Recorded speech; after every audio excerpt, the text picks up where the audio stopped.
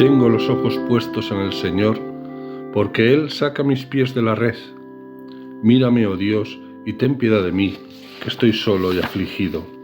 Salmo 24. Bienvenidos, hermanas y hermanos, a esta nueva emisión de su programa Crecer Juntos aquí en Radio Anglicana. Bueno, estábamos con el texto de los 10 leprosos, estamos con Lucas, el evangelista de la ternura de Dios. Nos habíamos quedado en los elementos del texto, nos quedaba muy poquito, pero el tiempo es el que manda. Habíamos visto ese camino entre Samaria y Galilea, esos 10 leprosos que vinieron hacia él. Habíamos visto la relación de los leprosos con Jesús. Habíamos visto la reacción de Jesús para con los leprosos, la reacción de los leprosos. Y nos habíamos quedado en la reacción del leproso curado. Pues venga, vamos a ello, que si no, no cabe. El leproso que percibe su curación, como bien recordarán hermanas y hermanos, vuelve de nuevo hacia Jesús. El texto nos describe concisamente la reacción de este hombre, pero vamos a analizarla. Se volvió, alabando a Dios a voces, dice el texto. Este hombre no aprecia en la acción de Jesús el prodigio fantástico de un líder carismático. Contempla en la acción de Jesús la obra de Dios sobre su propia vida. En el Antiguo Testamento Dios era el que curaba. Jesús es la presencia de Dios entre los hombres, por eso Él hace lo mismo que hacía Yahvé en el Antiguo Testamento, curar. A los leprosos no les quedaba otra esperanza sino creer que la llegada del Mesías, al final de los tiempos, acabaría con esta enfermedad. Jesús hace desaparecer la lepra. Con él ha llegado a Israel el Mesías anhelado. Pero el leproso, dice el texto, se echó por tierra a los pies de Jesús. Echarse por tierra, prosternarse, es la actitud de los creyentes del Antiguo Testamento ante la divinidad. Los profetas y los reyes se inclinan ante la magnificencia divina, adorando la presencia de Dios. El leproso descubre en Jesús la manifestación de Dios, por eso se postra en sentido de adoración. Pero también hay una tercera reacción del leproso curado, que dice el texto, dándole gracias. Esto es importante. Dar gracias a alguien es reconocerle todo el bien que nos ha hecho. Recordemos lo que dice el Salmo. ¿Cómo podré dar gracias al Señor por todo el bien que me ha hecho? Salmo 116, 12. El leproso agradece la curación que Dios ha obrado en su vida por medio de Jesús. El cambio profundo del leproso no es la desaparición de la lepra. El cambio profundo radica en haber encontrado en Jesús al único Señor. Pero ¿cuáles son, hermanas y hermanos, las características del leproso curado? El evangelista nos dice que era un samaritano. Tal vez este hombre, por su procedencia, no conociera bien el judaísmo. Por el hecho de ser samaritano, era el que menos posibilidades tenía de poder captar en profundidad la esencia personal de Jesús. En cambio, solo él lo descubre como el Salvador que ha transformado su existencia. Respecto de los otros 9, el texto no nos dice que fueran samaritanos, pero afirma que solo el curado era extranjero. Podemos concluir que los otros 9 serían galileos y por tanto de religión judía. Conocerían mejor el judaísmo y habrían oído decir que la desaparición de la lepra significaría la llegada del Mesías, pero no son capaces de descubrir en Jesús de Nazaret a nadie más que a un hábil curandero de Galilea. ¿Y cuál es la respuesta de Jesús? Pues bien, Jesús presenta una doble respuesta, una dirigida hacia los 9 leprosos que no han vuelto y otra referida al enfermo que ha regresado. Jesús se admira de que haya sido un extranjero samaritano el que ha regresado. El que menos posibilidades tenía de reconocer a Jesús como su Señor es el único que lo ha descubierto. Y por otra parte, Jesús le dice al leproso que le ha dado gracias: levántate, vete, tu fe te ha salvado. Esta frase aparece muchas veces al final de los milagros de Jesús. Recordemos, por ejemplo, el milagro de la mujer hemorroísa. Después de curarla, Jesús le dice: hija, tu fe te ha salvado, vete en paz. En Lucas 8:48. Démonos cuenta de que Jesús no dice al leproso: tu fe te ha purificado, ni siquiera tu fe te ha curado. Jesús dice mucho más: tu fe te ha salvado. La fe indica, en una primera aproximación, la confianza que se pone en Dios. La fe implica plantearse la vida desde la certeza de que estamos en las manos buenas de Dios. Eso es la fe. La confianza y la certeza de que Jesús sostiene nuestra vida, y a partir de esa convicción nuestra vida genera misericordia con el prójimo. La salvación no es una simple curación material, es la liberación de algún peligro que amenaza la radicalidad de nuestra vida. El pecado es lo que amenaza la totalidad del hombre.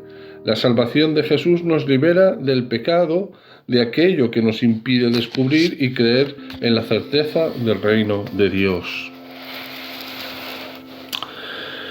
Como síntesis final, podríamos decir, para terminar esta profundización, esta reflexión que hemos hecho juntos, este camino, este crecimiento juntos que hemos hecho en torno a esta parábola de los 10 leprosos, podríamos concluir que este milagro de estos personajes, de estos 10 leprosos, nos ha presentado la misericordia de Jesús convertida en curación. Esta narración es muy adecuada para explicarse 3 cosas. Primera, la naturaleza de los milagros. Segundo, el verdadero discipulado cristiano. Y tercero, la naturaleza de la fe. El verdadero milagro, hermanas y hermanos, no consiste en la desaparición de la lepra. Para 9 leprosos ha habido una simple purificación de la lepra, pero solamente para uno de ellos se produjo un milagro. Este leproso, mediante el hecho de la desaparición de la lepra, ha descubierto el signo de la presencia de Dios liberador. Y este, hermanas y hermanos, es el verdadero milagro.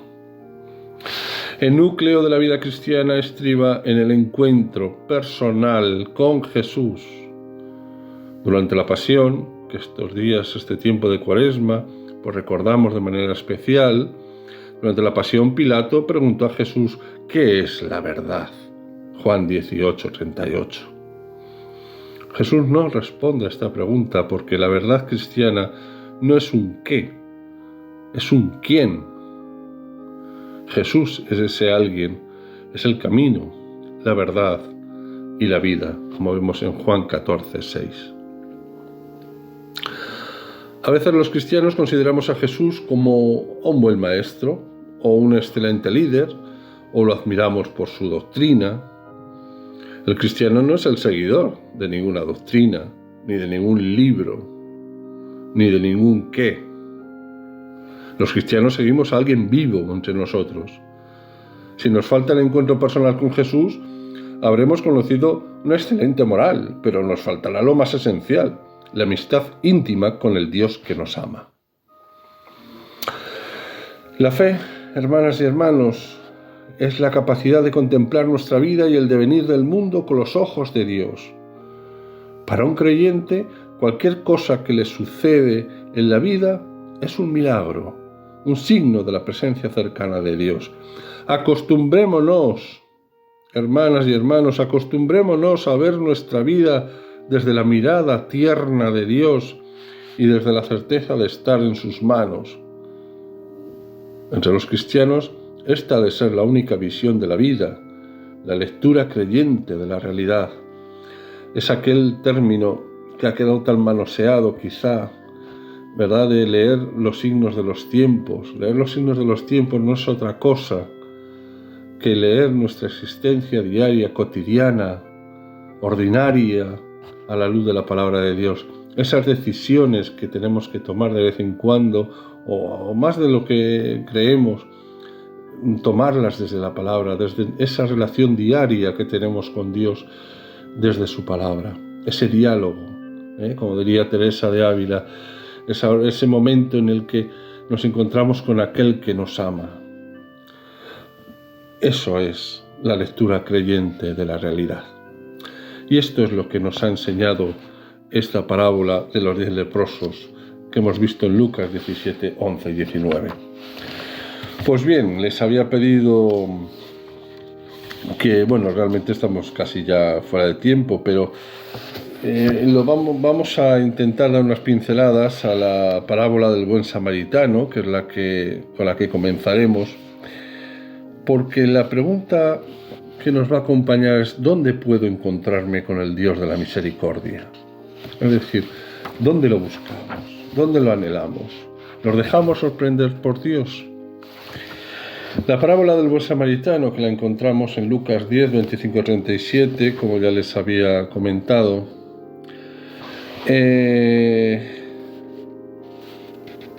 pues es con la que vamos a continuar. Es que no sé qué hacer, la verdad.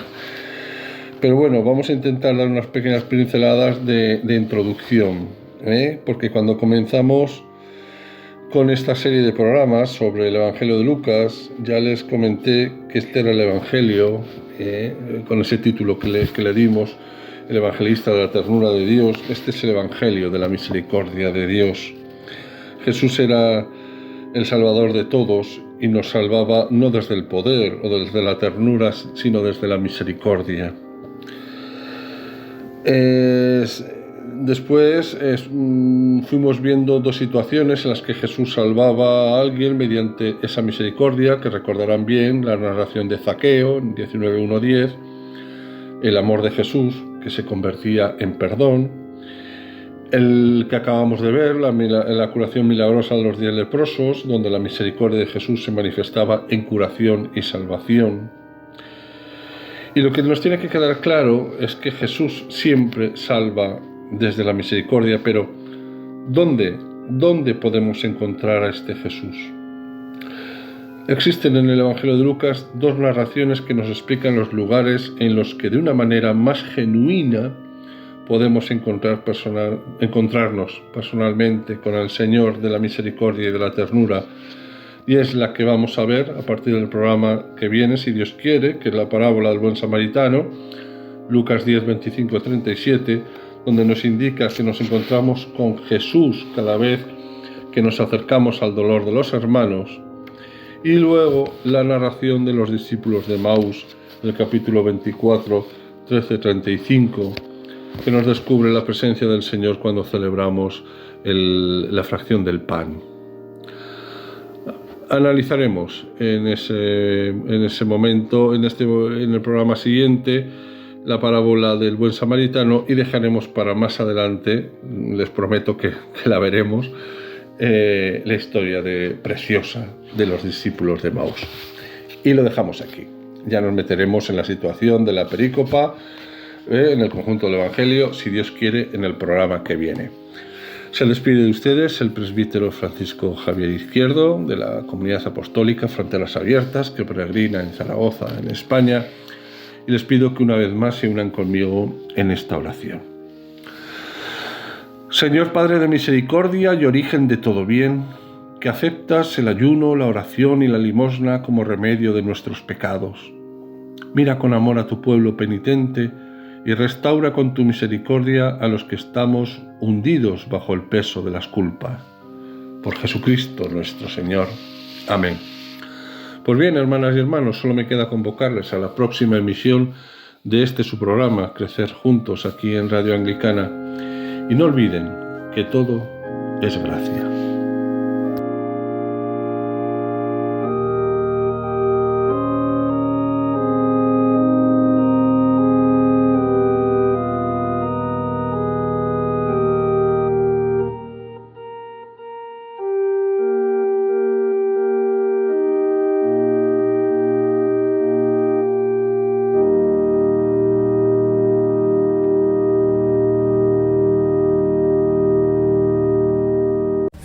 mes que adelante, pues desde la fe. Usted está en sintonía de Radio Anglicana, transmitiendo vía internet en www.radioanglicana.es. También puede escucharnos en su dispositivo móvil, descargando nuestra aplicación para Android e iOS. Radio Anglicana, la voz de la Iglesia.